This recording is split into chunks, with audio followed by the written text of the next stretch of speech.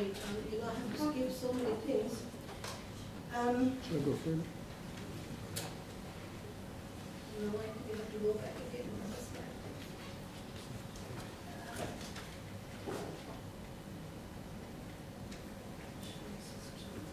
Yes. I'm really sorry. Ladies and gentlemen, let me take you to the public health implications on our ethnic Rohingya people. Here, I would like to briefly highlight on the incidences after the Arakan state troubling violence erupted in June 2012. Rohingya people are living overcrowded conditions in IDP camps with lack of adequate supply of clean water and food, lack of proper hygiene and sewage systems, very few and poorly equipped clinics, pharmacies, and secondary and tertiary hospitals. People are at open prisons in every part of Arakan with lack of measure to control outbreaks of infectious diseases, vaccinations of children and adults, maternal and child health care, emergency health care access. Malnutrition is widespread among Rohingya in Arakan, particularly you can see in children. Recently, International Business Times covered about Rohingya children and said that Rohingya children are severely malnourished in Rakhine State camps. The reason leading to malnutrition is directly proportional to the Burmese government blockage of AIDS, restrictions of our NGOs in Arakan State, and removal of MSF from Arakan State in the year 2014. I would like further continue by presenting some of the cases which Doctors for Humanity assisted and witnessed recently. Doctors for Humanity is a group of Rohingya volunteers, doctors who are on daily basis clearly monitor and manage health concerns, medical cases occurring among our people wherever they may be. This is Rashida holding her 2-month-old baby suffering from severe malnutrition. This picture was taken in Thakaipin IDP camps, and the credit goes to the Getty Images. This is another case of severe malnutrition with month of duration of fever. She is 14 months old and has no access to health care for treatment, again in IDP camps in Situate. When she was represented to us those days, though she's 14 months old, her weight was only 4.5 kg, and her ideal weight should be, according to the growth chart, should be 12 to 14 kg.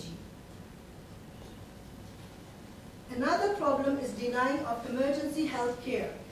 Rohingya has no access to hospitals, polyclinics, and as their movement is much restricted. Even in major emergency cases, they cannot gain access to bigger hospitals in major cities. I would like to present 2 more emergency cases among we came across. This is Nur Begum. Those days she was around 30, a case of labor complication, and was admitted in Situate Hospital and later died due to allegedly deliberate medical negligence. I repeat again, due to allegedly deliberate medical negligence. No medical autopsy was performed, and she was later handed to her family with no death certificate. This is another case of complication of child labor. She died during delivery due to restrictions of movement and no access to the hospital care. Lack of infectious disease control is another fatal factor among our Rohingya people who are increasingly facing deadly health encounters. For example, MSF was the one who was systematically taking control of spreading infectious diseases in Arakan. Unfortunately, in 2014, MSF was forced to shut down in Arakan State, after which all their anti-HIV, anti-malaria, anti-TB, and anti-hepatitis programs have been seized. It led to exposure to highly resistant infectious diseases. Here is an impending case, Sayed Noor, 9 months old, suffering from malaria. There are many other cases of psychological trauma, depression, and post-traumatic stress disorder among our Rohingya people. Post-trauma stress disorder, very physically, very psychologically and emotionally debilitating. Some victims of gang rape by military personnel are cruelly stigmatized, isolated sadly, and they receive no counseling whatsoever. Due to privacy concerns, a blood image is being used and name of the victim has been kept confidential. She was gang raped by Burmese forces in 2012 in southern Mongolia. She is suffering from post-traumatic stress disorder, and unfortunately, those responsible for this unforgivable crime were never brought to justice. There's another case. It happened in Dushi Radha Masaka in 2014. She is traumatized as well. I would like the audience to compare the Myanmar standard and the actual standard on Rohingya community. You can see the average doctor-patient ratio is 1:700 to 800, whereas for Rohingya it is 1:1,300, which is almost double. Population control bill, two-child policy, is only subjected to Rohingya, and many were imprisoned and extorted. Rohingya needs special permission for marriage, which without large bribe is not possible. Due to systematic control on rights to education, now the adult literacy rate is over 90% among Rohingya. Mortality rate of children among 5 years is twice as high as national average. In addition to various health implications, there are other factors that we should seriously bring into consideration on what is exactly going on our Rohingya people living in Burma. As per US Holocaust Memorial Museum, there are 8 dangerous warning signs of genocide in Burma, namely widespread of hate speech, denial of identity, restriction of rights, elimination of witnesses, failure to physically protect civilians and their innate rights, silence of political oppositions, military operations, and increased exodus. Let us look into the concerned international bodies and organizations who can take actions. They have to recognize the slow burning genocide on Rohingya occurring in Myanmar. As a short-term action, international bodies must politically put pressure on Myanmar government and officials to allow to gain access to international NGOs, UN to provide humanitarian relief, healthcare, to meet the increasing demands of clean water, food supplies, educational facilities, and programs in Arakan, particularly in IDP camps. Allow freedom of movement and lift any sanctions, if any. As a long-term project, Myanmar government must allow to establish permanent health care facilities nationwide, must coordinate with the international organization with field expertise in human capital development in regards to our Rohingya people to ensure security of livelihood and fundamental human rights so our Rohingya people can live in Myanmar as a respected global citizen. I thank you all for your keen and kind attention.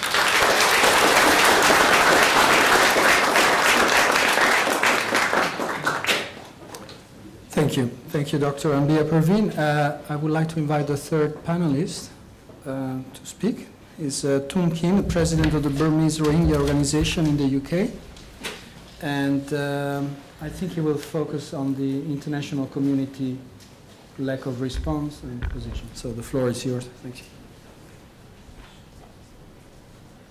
of all, I would like to say many thanks to organizers, and I would like to express many thanks to our Burmese brothers and sisters who are joining to this event all the way from the Rangoon. And I will be talking about is international community ignoring Rohingya genocide. So it might be something different from previous speakers, because what the point here, we are sitting here, is it's been going for a long time, 3 years. Rohingya systematic persecution is going, I mean, after President thinks it's been going decades, but situation is getting much worse and worse day by day. So what has been done by the international community? In my opinion, international community is doing nothing, and international community is watching happening genocide. If it is not even they are ignoring, they are just watching. If you look at the situation, what happened since 2012, more than 160,000 Rohingya become IDPs. And we are calling international community provide aid and humanitarian assistance and international investigation, continuously serious persecution going on even in, outside of the IDP camps, particularly if you look at the Sikhtwe, in the camps, pregnant women, children are dying day by day. That's first point. And I was speaking in 2013, Holocaust Museum, people are talking about what happening to Rohingyas genocide.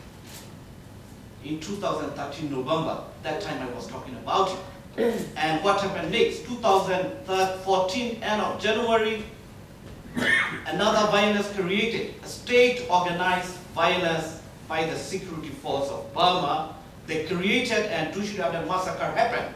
And international community, like EU diplomats, they visited there, and there was no independent investigation they have been called. We haven't seen any credible investigation. Even if you look at 2012, what happened, a state-organized ethnic cleansing happened, we didn't see any credible investigation. They set up investigation, not any Rohingya member of the community was there, anti-Rohingya campaigners, Dr. Among and, a generation leader, Kokoji, he was there. What hate speech he has mentioned about Rohingya issue, you all well know about it. Because I think this is serious situation, we have to be outspoken. We cannot be going more about more diplomatic or quiet diplomatic issue. This is no time, because you can see more than 1.3 million people are facing this serious persecution. If you look at what's happening in these few days, 10 days, 8,000 Rohingya people are floating at high sea, and no country is talking about it. It took about a few days even to, provide them shelter and food. You can see what's happening in the media. And I was able to speak one person from the boat. And I was so emotional after I talked with him. And you can hear a screaming of the women and children on the boat. They are crying. They are screaming. We need help. We need international community help. Burmese government is driving us. We have been suffering many decades. How long we have to suffer? These are the message we are getting on. But we haven't seen nothing from international community. They are watching it. They know what is happening. Ambassadors are there. They're discussing about it. What they discuss? They're discussing and they implementing some policies not to talk about openly about it. And you can see UN, they are not using the Rohingya word sometimes, Arkham, Muslim or Arkham. And as you have been seeing, many speakers have mentioned, the Rohingya issue is ethnic, religious and political persecution what we are facing. Rohingyas are indigenous people of Arakan state. That is the main reason they want to wipe out. That's the main reason we are facing genocide today, according to, you have seen, Penny Green, professor, and also Thomas Antenna. They have visited there, they have researched, they have mentioned. But The government doesn't want to see that, use the word Rohingya. But diplomats privately talking them. They are, they are not using the word the Rohingya, they are saying Arkan Muslim or Arkan. So, if you look at what happened since 2012, June until today, the Rohingya issue is only attention to the media. That is very clear point. I don't know whether you accept or not, you can see. Media appearance is very high level. You can see last few days, I was in BBC, BBC are highlighting the issue. It's great, it's good, people know about it, the situation. But where is the actions gone? And you can, if you look at 2014 census issue, EU, UK, including Norway, this country, where I'm talking here today, including this country, they have talked about, they have funded about census. But end of the census, they did not include the Rohingya. So is it they are engaging? Is it they are encouraging President Thaisei government? I do not know. You will know the answer. Because I'm not talking about my feelings. I'm not criticizing about the international community ignoring or, they are doing nothing. I'm talking about from the ground what is happening, what we are hearing every day from the Arkan state. Pregnant women, children are dying day by day in the camps, IDP camps of Sikri. And other parts of Arkan state, there are people like living a kind of siege. And hatred speech going on day by day. Mom Viratli is visiting to Arkan. In 3 months, last 2 months ago again, he visited and spreading hate speech. And last 2 days ago, Nenyowe, a political party leader, he talking publicly at the event. If you see both people, just shoot them. Just shoot them. That's what he mentioned publicly. He's a good friend of so-called reformer, supported by international community. He's a good friend. So where international community is standing, where more than 1.3 million are facing denial of citizenship, denial of medical treatment, denial of movement from one village to another, denial to have food, denial to go to hospital, and finally creating a state-sponsored violence and putting them camps and blocking of aid. And then President Thaisei is saying that you have two options. If you want to stay in camps, starving, or you leave from the country. By doing that, you can see more than 140,000 Rohingya left by boat. And their life was ended to the human traffickers. And whoever living in camps dying day by day. By international community, they're raising their concern, strongly concerned. They're raising the issue. We appreciate what they have been doing, but it's not enough. It's not enough at all. We really want to see action, sending international investigation or UN Commission of Inquiry, what's happening to the Rohingyas. We are calling for it. If international community have supported international investigation since 2012, June and October, that can establish the true facts. They can establish the true facts and they can report it. What happened to the Rohingyas since 2012, June and October. But that nobody supported on that. No government have supported that. They say we want to see it, but nothing happened. If that can establish, we can see those crimes who committed can bring to justice, and that can stop further attacks. But nothing happened. And immediately what we can see is, if you look at the situation, humanitarian assistance is the most urgent. There, IDP camps, children, women, and pregnant women are dying. Still blocking of aid, and MSF was kicked out in 2014 March, and they are, backing to show to the international community. As far as what I know, that out of 37 areas, they are working on only 7 areas. But government is not allowing them to cooperate, together with the state, and central government saying, no, you can't work all the areas. That is what going on. So how many years we have to suffer? How many years we have to see that international community is raising the issue, but we can't see action? We are calling on Ban Ki-moon to negotiate Burmese government to get in aid to Arkan state, because that can help. You can see in 2008 when Cyclone Nabis happened, dictator Than Shwe not agreed to enter in international aid groups, and Ban Ki-moon negotiated it, and finally he entered and saved the victims of Cyclone Nabis. And if international community have willing to support on that, still could do.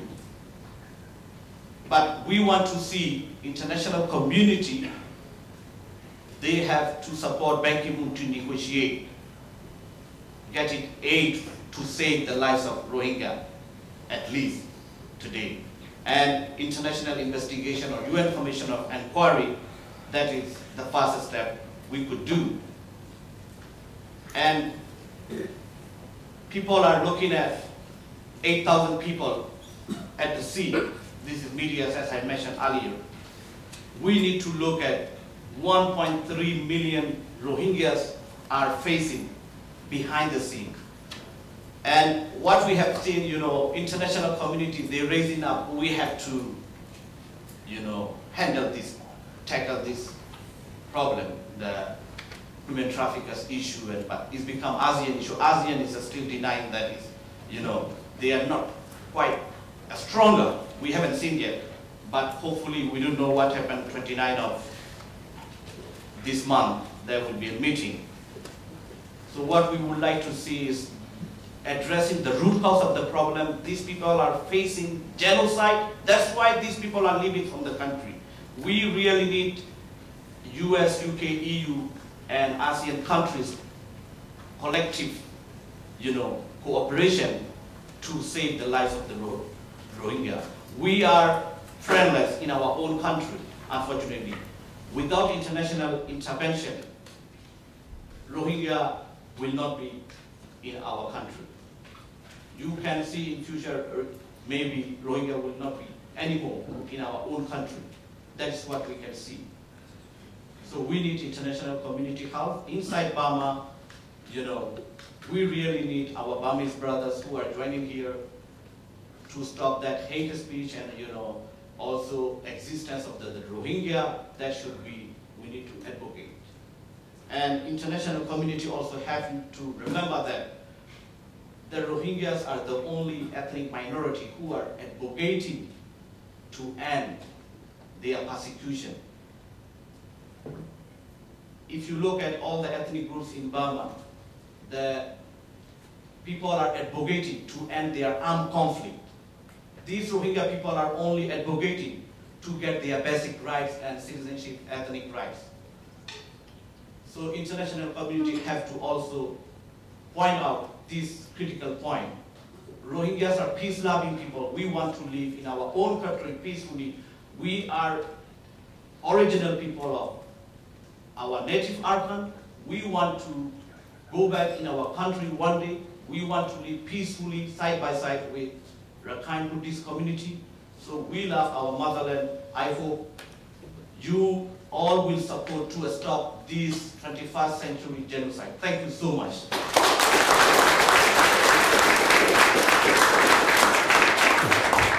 Thank you, Tun Khin, for a powerful presentation.